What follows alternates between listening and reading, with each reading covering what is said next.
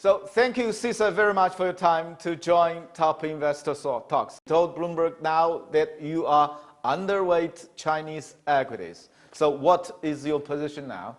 What we have been positive on in China has been government bonds and the currency, and that has worked beautifully for us.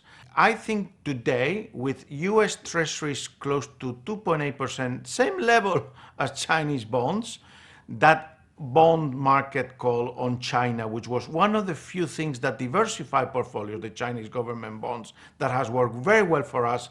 And I am looking to invest in Chinese equities, but I still need a bit more stabilization. So at the moment, I'm staying on the sideways until I found that stability in the real estate market and in that confidence on that Chinese consumer to be willing to go back aggressively into the Chinese equity market. Looking to buy, but not yet. In mid-March, after the market rout, our government intervened. Do you think the meeting is a turning point? I think it's a good starting point, and we might need to wait to further actions to be taken in the months ahead. What kind of policies that we need to support the economy?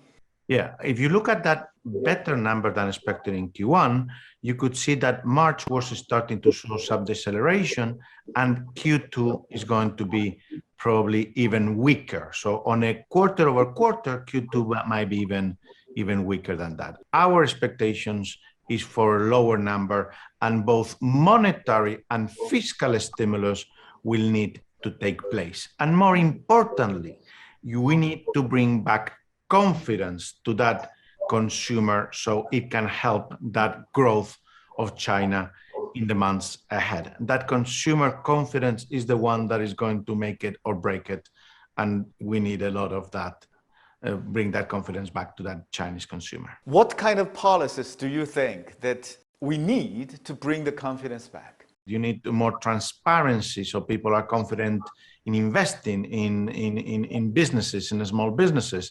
You've seen that unemployment rate coming down, so you need employment policies that can help that employment growth, followed by that a wage growth initiative that can compensate what is happening worldwide, which is a rise in energy and food prices, which is putting a lot of burden in consumers' pocket. So that uncertainty needs to be removed, and anything that can be done to bring that confidence back will be needed. Not only in China, by the way, globally.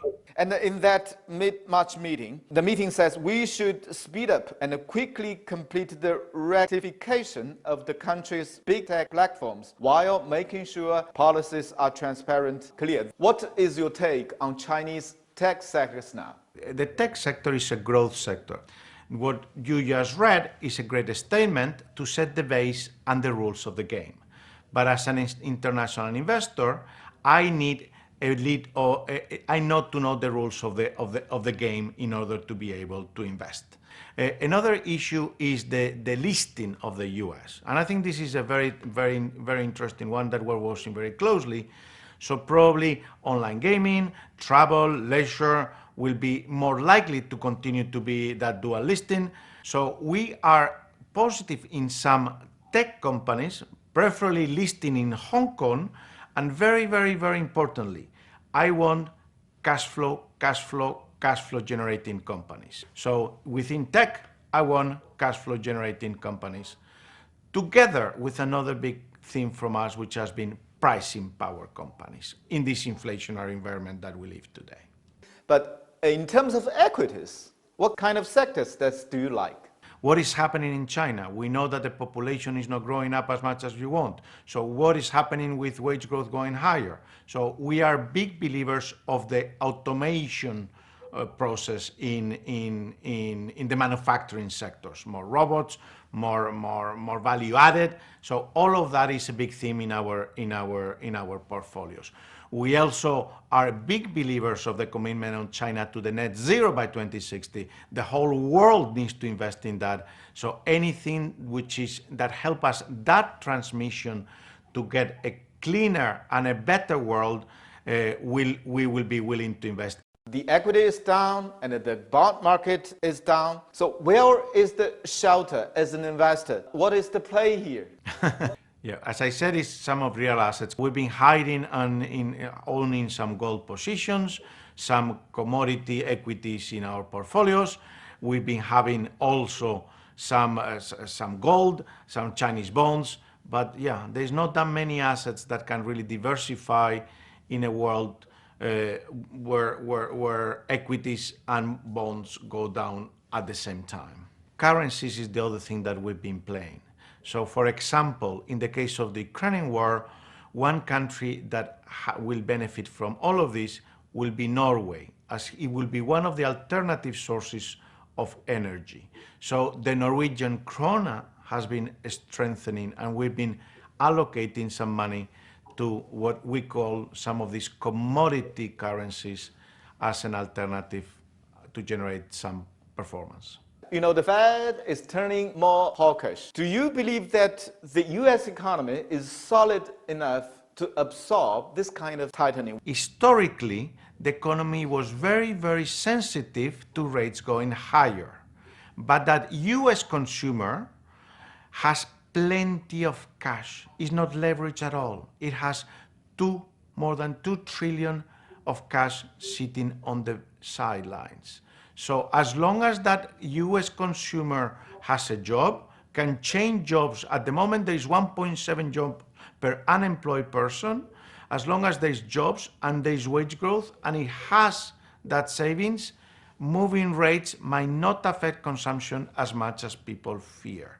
And that's why I think the Fed will have to keep raising rates more than people think. So you don't think there is a recession in the US ahead? No, I think the recession will take longer, but if the Fed really wants to kill inflation, eventually they might need to kill the cycle, which is very, very important. They're walking a very thin line, and the economy is going to be stronger by the end of the year.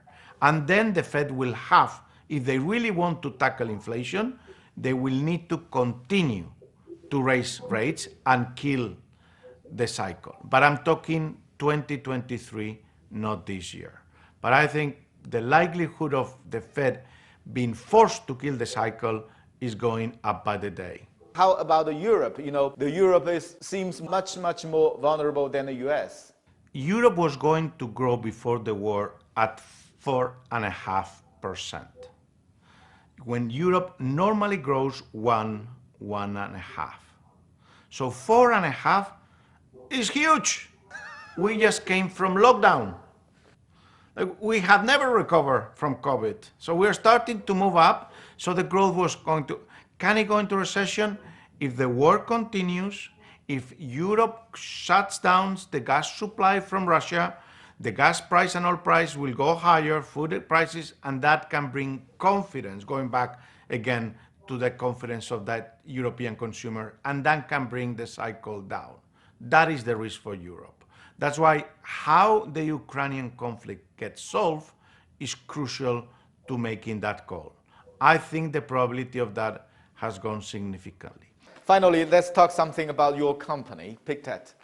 We see the logo here. This is a company with a history over 200 years. And you're a private company, you're very long-term, you're very ESG. So the question is, Europe depends heavily on oil and gas from Russia. Now we have a Ukraine crisis. What is the implications to alternative energy? We are committed to the net zero transition. And I think it's very, very important because we need that transition period to happen. So we cannot, as responsible investors that we are, we want to invest in those companies that are going to help in that transitions in order to get to that net zero and help to bring the climate weather, the climate temperature down in the years to come. Will what is happening in Ukraine speed up this transition? And yes, I believe that Europe and the whole world will invest in infrastructure that will make those transitions faster. Unfortunately, in the meantime, if prices continue to go higher, we will see some people continue to use coal because otherwise we might have problems in the streets. But I think the commitment is there, the investment plans are there, and more importantly, the private sector will drive. And we are meeting companies on a daily basis that are committed to that transition. And they will make it happen. With the help of the government, with the support, they will be the ones together with us that will make this transition happen. And I am positive at a faster pace than people ever thought about.